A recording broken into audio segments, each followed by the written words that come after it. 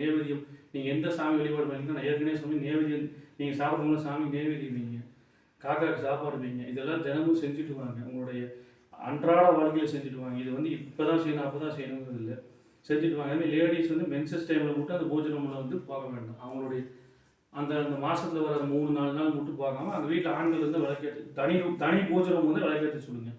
இல்லை எல்லாருமே 2 பேருமே நாங்கள் யூஸ் பண்ணுற புலங்குற இடம் அப்படின்னா ஏற்ற வேண்டாம்.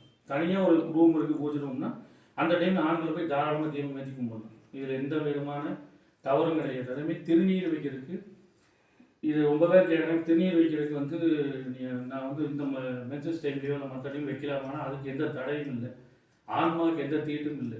இந்த உடலுக்கு தான் இந்த தீட்டெல்லாம் வந்து ஸோ உள்ளம் ஆன்மாங்கிற விஷயத்துக்கு தீட்டு கிடையாது. தாராளமாக நீங்கள் திருநீர் வைக்கலாம். அதுக்கு எதுக்கு சம்பந்தம், பூஜை ரூம்குள்ளே எந்திரம் பக்கத்தையும் தான் போகக்கூடாதுன்னு தெரியும்னு சொல்லியிருக்காங்க.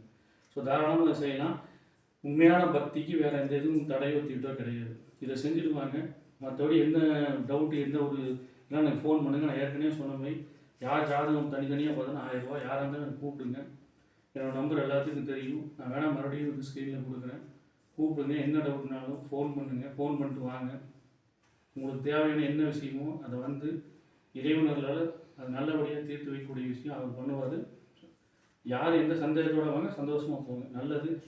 வாழ்க வளமுடன். சிவாய நம. குருவே சரணம். அண்ணாமலையான் பரவ. நன்றி, வணக்கம்.